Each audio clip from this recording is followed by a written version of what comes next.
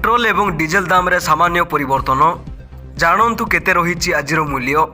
Petrol एवं diesel दाम रे सामान्य परिवर्तन।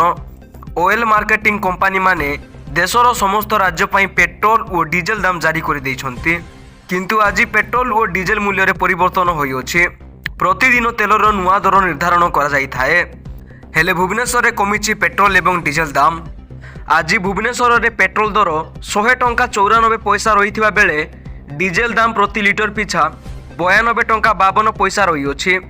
सेहीपरि दिल्ली रे पेट्रोल लिटर पिछा 94 टंका 77 पैसा और डीजेल दर 87 टंका 66 पैसा रही।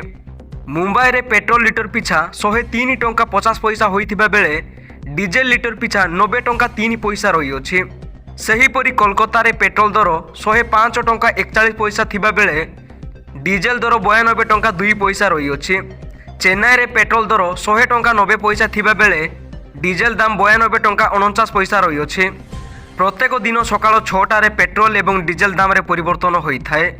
पेट्रोल एवं डीजेल मूल्य रे एक्साइज ड्यूटी, डीलर कमिशन एवं सामान्य जिनिस जोड़िबा परे एहार मूल्य प्राय 2 गुणित हुए।